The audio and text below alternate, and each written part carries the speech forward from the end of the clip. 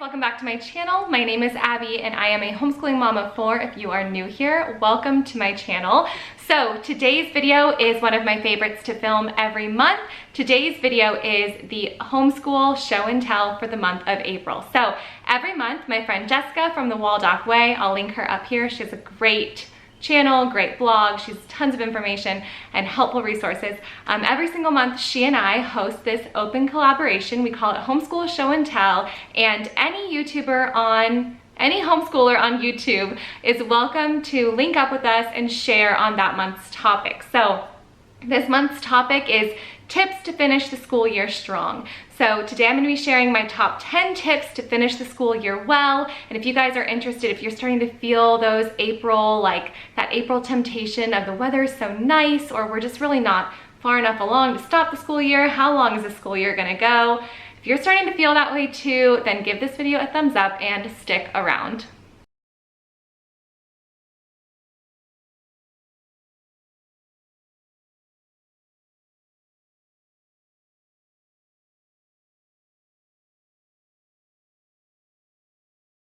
So I live in Florida, and where most homeschoolers feel those midwinter blues in like January, I start to feel that way when the sun comes out and I just want to be at the beach instead of doing school. So right about now, when all the spring breakers have headed home and the beaches are back to being hours and hours alone, I don't want to do school anymore. But I always know that it's important to finish the year well, to not just, throw it all away and wait till the next year to roll around. And so I have 10 tips today for finishing the school year well when you're just not feeling like doing it anymore, or you're wondering if it's, you're gonna get through it on time, or whatever your situation. Here are my top 10 tips to finishing the school year well. And then after you watch this video, make sure you go to the playlist down below, because I'm sure you're gonna find a lot of helpful information that might pertain to your situation. So here are my top 10 tips in no particular order.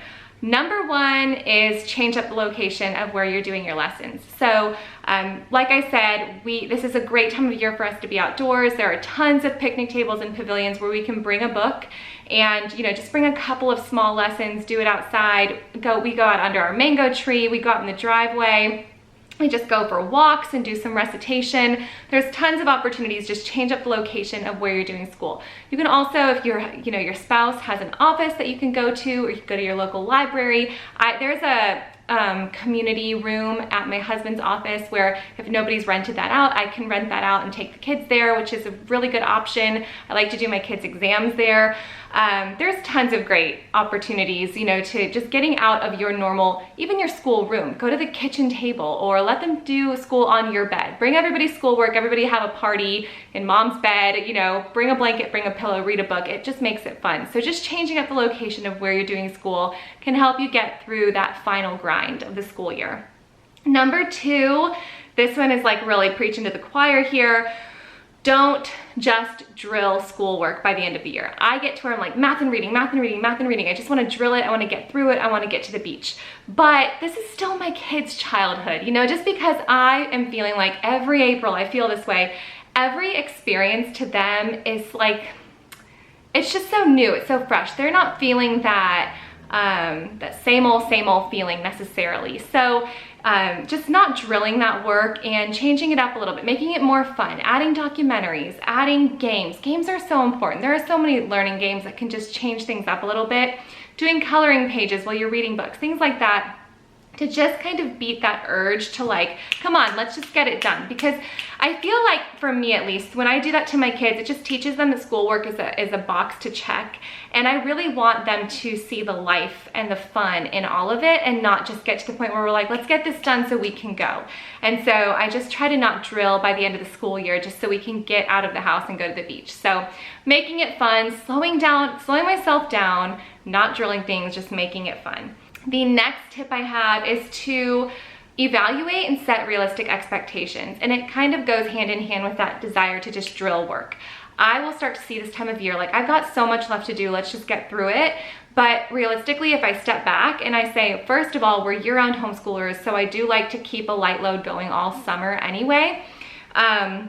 if I can just step back and see, like, realistically, there's literally no way that we're gonna get this done. So even if I'm feeling like just drilling all this work, we're not gonna get through it anyway. Take the pressure off, you know, realize that you're gonna be doing some stuff in the summer, or maybe you don't need to be finishing by the end of the school year. Maybe it's a subject that's not by grade level and you really don't have to finish at the end of this year.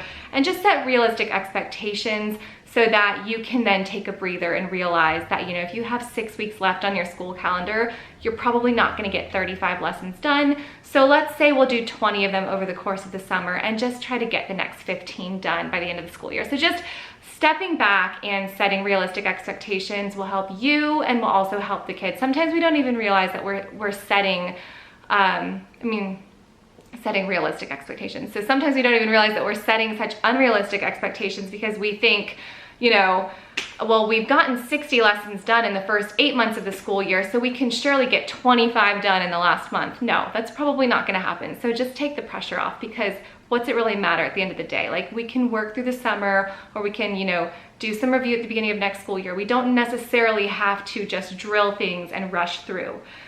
Next, and I wrote all these down, so I'm checking my notes here. Yes. A new unit. It seems like a very strange time in the year to add something new when you're trying to wrap things up. But for me, this time of year is always when my kids are starting to work on a history unit, and they really love the change of pace by doing some independent research projects. And so that is almost like a motivator. It's like a reward in their school day to get their other work done so that they can go off and do their unit in their projects. So starting something new, something fun.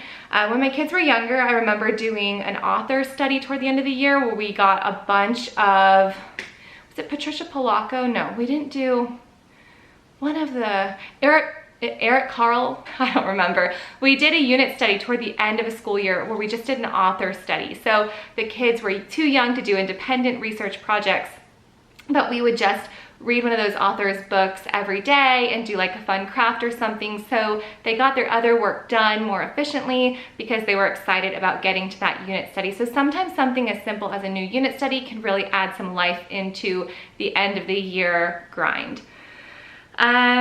Next, this one's for you, Mom. Keep your eyes on your own paper. This is something that one of my girlfriends just said to me the other day. She was like, I'm really just trying to keep my eyes on my own paper. And I was like, that's just so good, because this time of year is just so difficult. You've got some people wrapping up, like in our area, CC wraps up in April.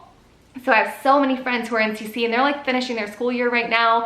I have some friends who don't finish till late June, and we're usually taking June off. And so I'm like, oh, I won't be able to go to the beach with them. They're not gonna be done till June. You know, I've got friends done in April, friends done in June. I try to finish mid to late May so we can just take the month of June off. So everybody's in a different place in their school year. So if you see somebody who's like highly motivated, maybe they're doing that end of the year push right now, but you're not trying to finish for like 2 months, or you see people who are just really relaxed and enjoying school, and you're like, oh my gosh, like I'm pushing my kids so hard. I feel like, you know, like they just have it all together. Well, maybe they're not finishing for like 2 more months, or maybe they're not even finishing the school year. Maybe they're year-round too. So just keep your eyes on your own paper, because every situation is just so different. Next, don't lose the fluff. Again, this is preaching to the choir. I start to, again, like I said earlier, start to drill the math and reading this time of year. For my younger ones, if they need to. My older kids, not necessarily. They pretty much stay on track on their own at this point, but I really start to try to like tie up the loose ends that I let go of during the year and just start drilling those academic subjects. That's my temptation, at least. And so then I'll start to like neglect morning basket or read aloud, or maybe art's not as important. And yet those are the things to me that are priority, those life-giving subjects, those beautiful, true, and good things. And so I want my kids to enjoy those things, whether the pace is picked up or whether things are very slow in our home. I want those things to be consistent, and so I have to remind myself, don't drop those things because they don't seem like they're on fire. Stay with those because those are good for your kids. That's something that you will not be disappointed in at the end of the year, that you still continue to do. So just fight that urge to completely cut everything out that isn't academic this time of year. It tends to be what I want to do.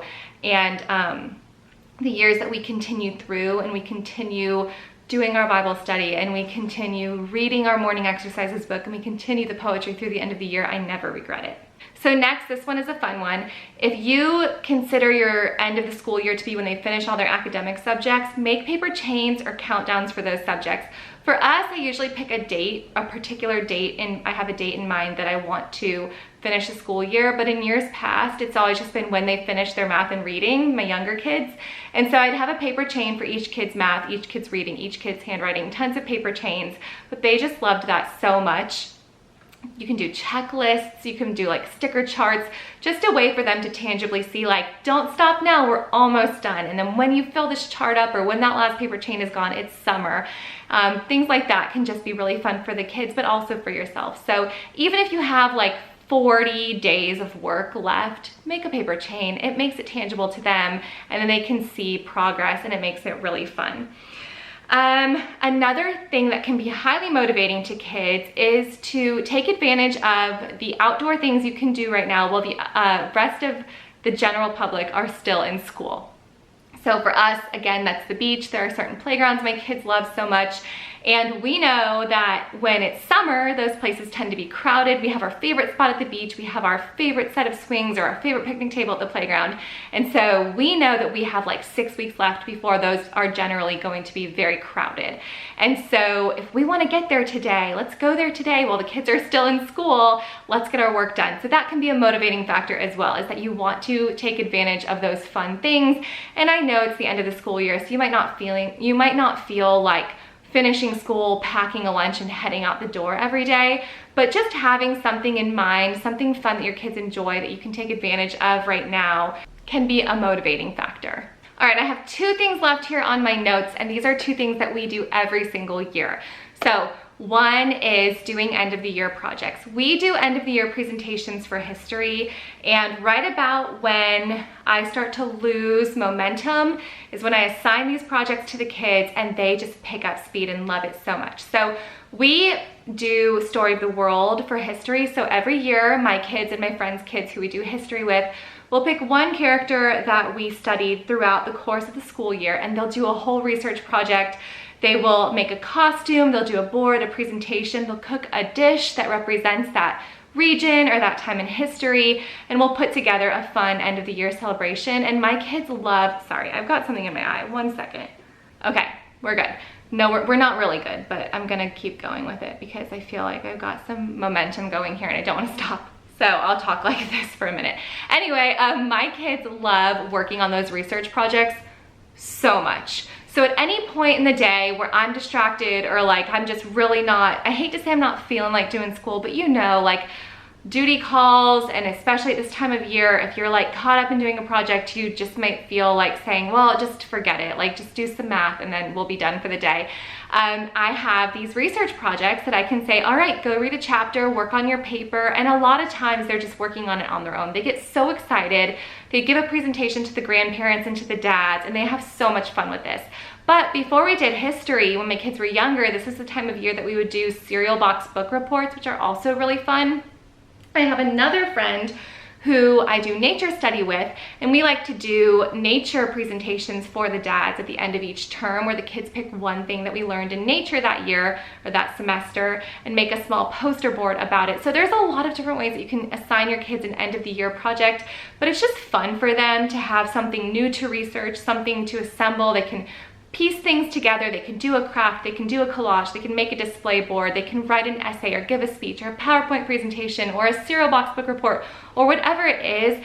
It's a great time of year to say, I'm very tired, but let me give them something to do, something they can explore, something they can research, something they can be excited about, they can pick books on, and go to the library and gather information on, and just have a good time with.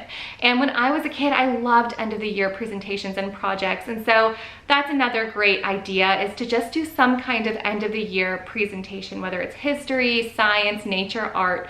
Make a little display of things that they've learned in that school year. Invite the grandparents over or the neighbors over to see what they've worked on, and just give your kids the opportunity to present something and be really proud of something. And in the last year and a half, we've all learned how to use Zoom and how to use, Google Hangouts, and how to use all of these different really neat options that are available to us. So if you have grandparents who live out of town or cousins who live 1,000 miles away, this is a really great opportunity to do that. So that's a great way to boost the momentum at the end of the year. And then finally, this is as much for you as it is for your kids. Plan an end of the year celebration. We have a celebration every year. I'll link last year's up here if you guys want to see it.